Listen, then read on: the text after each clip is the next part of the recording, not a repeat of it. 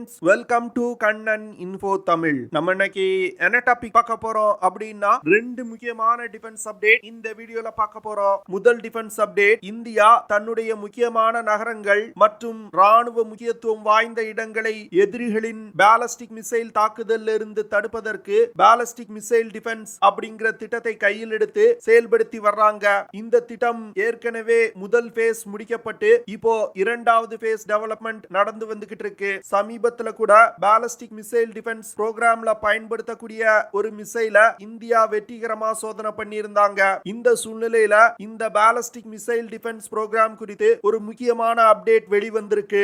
அது என்ன அப்படிங்கிறது குறித்தும், பாலிஸ்டிக் மிசைல் டிஃபென்ஸ் புரோகிராம் எதற்காக இந்தியா டெவலப் செய்ய ஆரம்பிச்சிருக்காங்க அப்படிங்கிறது குறித்து பார்க்கலாம். இரண்டாவது டிஃபென்ஸ் அப்டேட், இந்தியா காவேரி அப்படிங்கிற விமான இன்ஜினை டெவலப் செய்து வந்துகிட்டு இருக்காங்க. இந்த இன்ஜினை இந்தியா உள்நாட்டிலே தயாரிக்க உள்ள ஸ்டெல்த் யுஏவிகள்ல பயன்படுத்த இருப்பதா சமீபத்துல செய்திகள் வெளிவந்தன. இந்தியா டெவலப் செய்து வரும் ஸ்டெல்த் யுஏவி எது? காவேரி இன்ஜினை இந்தியா எந்த ஸ்டெல்த் யுஏவில பயன்படுத்த போறாங்க?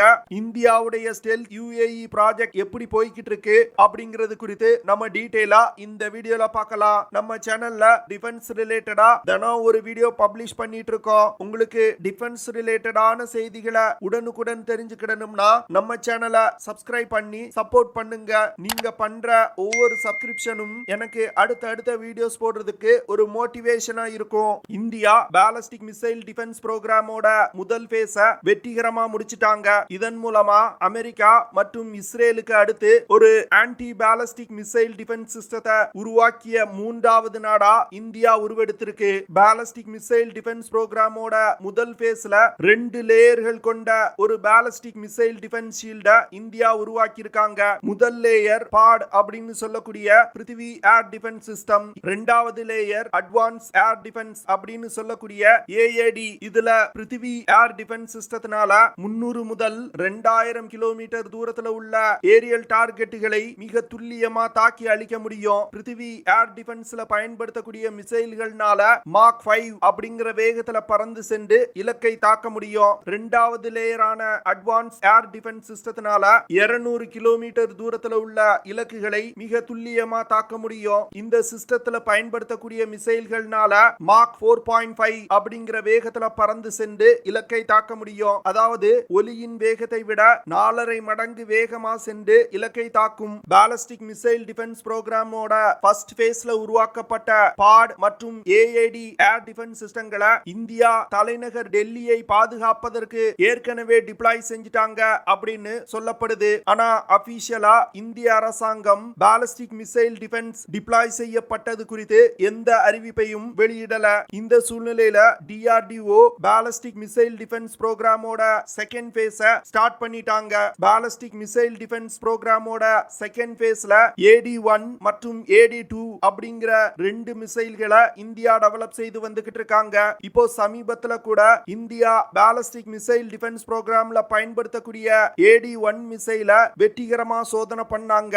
இந்த AD1 மிசைல்னால 2200 கிலோமீட்டர் தூரத்துல உள்ள இலக்குகளை மிக துல்லியமா தாக்க முடியும். அடுத்து டிஆர்டிஓ பாலிஸ்டிக் மிசைல் டிஃபென்ஸ் புரோகிராமுக்காக AD2 அப்படிங்கிற மிசைல டெவலப் செய்ய ஆரம்பிச்சிட்டாங்க. இந்த மிசைலோட டிசைன் வேலைகள் அனைத்தும் முடிக்கப்பட்டு இப்போ ஃபேப்ரிகேஷன் வேலைகள் நடைபெற்று வருது. AD2 மிசைல்னால இன்டர்மீடியட் ரேஞ்ச் பாலிஸ்டிக் மிசைல்களை கூட இடைமறித்து தாக்க முடியும். அதாவது 3000 முதல் 5500 கிலோமீட்டர் தூரத்துல உள்ள பாலிஸ்டிக் மிசைல்கள் மற்றும் விமானங்களை தாக்கி அழிக்க முடியும். டிஆர்டிஓ AD2 இன்டர்செப்டார் மிசைலோட சோதனையை 2023 வருஷத்தோட முதல் பாதியில நடத்த இருப்பதா செய்திகள் வெளிவந்திருக்கு. இந்தியாவின் பாலிஸ்டிக் மிசைல் டிஃபென்ஸ் புரோகிராமோட செகண்ட் பேஸ 2025 வருடத்துக்குள் முடித்து இந்த மிசைல்களை இந்தியாவின் முக்கியமான நகரங்கள் மற்றும் ராணுவ முக்கியத்துவம் வாய்ந்த இடங்கள்ல டிப்ளாய் செய்ய இந்தியா திட்டமிட்டிருக்காங்க. இந்தியா இந்த பாலிஸ்டிக் மிசைல் டிஃபென்ஸ் புரோகிராமுக்காக ஒரு லாங் ரேஞ்ச் ரடார் சிஸ்டத்தை டெவலப் செய்து வந்துகிட்டு இருக்காங்க.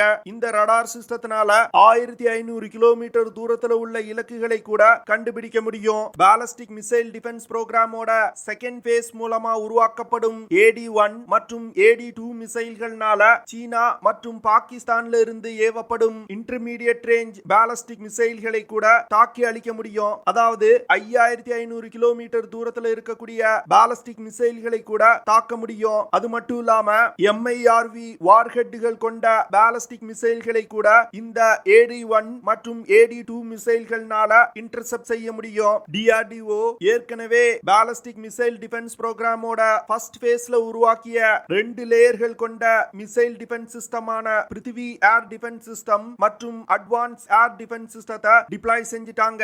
இந்தியா பாலிஸ்டிக் மிசைல் டிஃபென்ஸ் புரோகிராமோட ஃபர்ஸ்ட் ஃபேஸ் மற்றும் செகண்ட் ஃபேஸ்ல உருவாக்கிய இன்டர்செப்டார் மிசைல்களை கொண்டு ஊடுருவவே முடியாத ஒரு ஆன்டி பாலிஸ்டிக் மிசைல் டிஃபென்ஸ் சிஸ்டத்தை உருவாக்க முயற்சி செய்து வந்துகிட்டு இருக்காங்க. பாலிஸ்டிக் மிசைல் டிஃபென்ஸ் புரோகிராம இந்தியா, சீனா மற்றும் பாகிஸ்தான்ல இருந்து வரக்கூடிய பாலிஸ்டிக் மிசைல்களை தாக்கி அழிப்பதற்காகவே பிரத்யேகமா உருவாக்கி இருக்காங்க. இரண்டாவது டிஃபென்ஸ் அப்டேட், DRDO அடுத்த 2 வருடங்களுக்குள் காவேரி விமான இன்ஜின் டெவலப்மெண்ட் புரோகிராம முடித்து அந்த இன்ஜினை இந்தியா உள்நாட்டிலே தயாரிக்கும் ஸ்டெல்த் UAVகள்ல பயன்படுத்த திட்டமிட்டிருக்காங்க. DRDO டெவலப் செய்யும் காவேரி விமான இன்ஜின் ஒரு டர்போ ஃபேன் இன்ஜின். இந்த இன்ஜின்ல ஆஃப்டர் பர்னர்கள் கிடையாது. காவேரி ட்ரை இன்ஜின்னால 46 கிலோ நியூட்டன் த்ரஸ்ட் ப்ரொடியூஸ் பண்ண முடியும். இந்த இன்ஜினோட எடை 1180 கிலோகிராம். இப்போ இந்திய படையில் இணைக்கப்பட்டிருக்க ரஃபேல் போர் விமானத்துல MAA2 அப்படிங்கிற இன்ஜின் பயன்படுத்தப்படுது. இந்த இன்ஜினால 50 முதல் 75 கிலோ நியூட்டன் த்ரஸ்ட் ப்ரொடியூஸ் பண்ண முடியும். இந்த இன்ஜினோட எடை 897 கிலோகிராம். ஆனா இந்தியா தயாரித்து வரும் காவேரி இன்ஜினோட எடை 1880 கிலோகிராம். இந்த இன்ஜினோட பிரச்சனையே அதிகமான எடை தான். DRDO இந்த பிரச்சனைகளை கூடிய விரைவில் முடிவுக்கு கொண்டு வருவாங்க அப்படின்னு எதிர்பார்க்கப்படுது. DRDO இந்த காவேரி ட்ரை இன்ஜினை இந்தியா உள்நாட்டிலே தயாரித்து வரும் காத்தக் UCAVகள்ல பயன்படுத்த திட்டமிட்டிருக்காங்க. இந்தியா காத்தக் UCAV ப்ராஜெக்ட் ஓரா அப்படிங்கிற திட்டத்தின் கீழ் 2009ல இருந்து டெவலப் செய்து வந்துகிட்டு இருக்காங்க. இந்த திட்டத்தை இந்தியா 2 ஃபேஸா டெவலப் செய்ய திட்டமிட்டிருக்காங்க. முதல் ஃபேஸ்ல ஸ்விஃப்ட் அப்படிங்கிற UCAV இந்தியா ஏற்கனவே டெவலப் செஞ்சிட்டாங்க. அதாவது காத்தக் UCAVயோட மினியேச்சர் வெர்ஷன் தான் இந்த ஸ்விஃப்ட் UCAV. இரண்டாவது ஃபேஸ்ல தான் full scale Ghatak stealth UCAV India develop செய்ய போறாங்க. DRDO காத்தக் ஸ்டெல்த் UCAVயோட முதல் ஃபேஸ்ல தயாரிக்கப்படும் ஸ்விஃப்ட் UCAV ஜூலை 2022ல வெற்றிகரமா சோதனை பண்ணாங்க. இந்த ஸ்விஃப்ட் UCAV 4 மீட்டர் நீளமும் 5 மீட்டர் விங் ஸ்பேனும் கொண்டது. ஸ்விஃப்ட் UCAVனால 200 கிலோமீட்டர் தூரம் வரைக்கும் பறக்க முடியும். இந்த UCAVனால அதிகபட்சமா 6 கிலோமீட்டர் உயரத்துல பறக்க முடியும். ஸ்விஃப்ட் UCAVனால தொடர்ந்து 1 மணி நேரம் பறக்க முடியும். DRDO ஸ்விஃப்ட் UCAVல NPO Certain 36MT turbo fan இன்ஜினை பயன்படுத்தி இருக்காங்க. இந்த இன்ஜினை வரும் காலத்துல இண்டிஜினியஸ் டெக்னாலஜி க்ரூஸ் மிசைல் நிறுவனத்தால் உருவாக்கப்படும் மானிக் ஸ்மால் டர்போ ஃபேன் இன்ஜினை கொண்டு ரீப்ளேஸ் செய்ய போறாங்க. இப்போ இந்த ஸ்விஃப்ட் UCAV கொண்டு இந்தியா பல விதமான சோதனைகளை நடத்தி வந்துகிட்டு இருக்காங்க. குறிப்பா ட்ரோனோட ஸ்டெல்த் திறனை இந்தியா ஆராய்ந்து வந்துகிட்டு இருக்காங்க. காத்தக் ட்ரோனோட 2வது ஃபேஸையும் இந்தியா ஏற்கனவே ஸ்டார்ட் செஞ்சிட்டாங்க. இந்த 2வது ஃபேஸ்ல 15 முதல் 16 டன் எடை கொண்ட காத்தக் ட்ரோன் உருவாக்கப்படும். இந்த காத்தக் ட்ரோன்னால 30,000 அடி உயரத்துல பறக்க முடியும். இந்த ட்ரோன்ல அதிநவீன ஆயுதங்கள் இணைக்கப்பட்டிருக்கு. குறிப்பா சொல்லணும் அப்படின்னா air to air missile, cluster munitions, bombs, precision guided munitions போன்ற பல விதமான ஆயுதங்கள் இந்த ட்ரோன்ல இணைக்கப்பட உள்ளது. காத்தக் ட்ரோனோட முக்கியமான அம்சமே ட்ரோனோட ஸ்டெல்த் திறன். இந்த ட்ரோன்னால எதிரிகளோட ரடார்கள் சிக்காமல் நீண்ட தூரம் எதிரிகளின் எல்லைக்குள் ஊடுருவி சென்று தாக்குதல் நடத்த முடியும். ட்ரோனோட ஸ்டெல்த் திறனை 70% ட்ரோனோட டிசைன் மூலமாகவே இந்தியா அச்சீவ் பண்ண போறாங்க. மீதமுள்ள 30% ஸ்டெல்த் திறனை ரடார் அப்சர்விங் மெட்டீரியல்கள், ரடார் அப்சர்விங் கோட்டிங் மற்றும் RF ரெடியூசிங் டெக்னிக்ஸ் மூலமா இந்தியா அச்சீவ் பண்ண போறாங்க. அது மட்டும் இல்லாம காத்தக் ட்ரோன்ல இன்டர்னல் வெப்பன் பேஸ் சிஸ்டம் பயன்படுத்தப்பட உள்ளது. இதன் மூலமா இந்த ட்ரோன்ல பயன்படுத்தப்படும் ஆயுதங்கள் ட்ரோனோட உள்புறத்துல ஸ்டோர் செய்ய முடியும். இதன் காரணமா காத்தக் ட்ரோனோட ஸ்டெல்த் திறன் அதிகரிக்கும். காத்தக் ட்ரோன்ல பயன்படுத்தப்படும் இன்டர்னல் வெப்பன் பேஸ் சிஸ்டம் மற்றும் ஸ்டெல்த் தொழில்நுட்பத்தை ஏற்கனவே இந்தியா ஆம்கா ப்ராஜெக்டுக்காக டெவலப் செஞ்சிட்டாங்க. அந்த தொழில்நுட்பத்தை தான் இந்த ட்ரோன்லயும் இந்தியா பயன்படுத்த போறாங்க.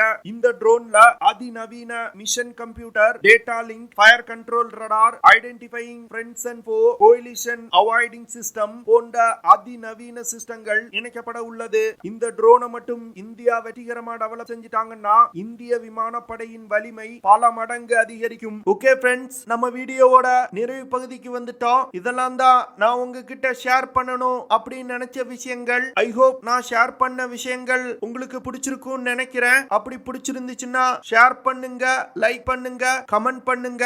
மறக்காம நம்ம சேனலுக்கு சப்ஸ்கிரைப் பண்ணுங்க. அப்படியே அந்த பெல் நோட்டிபிகேஷனை கிளிக் பண்ணி ஆல்ங்கிற ஆப்ஷனை எனேபிள் பண்ணிக்கங்க. See you in the next video. Jai Hind.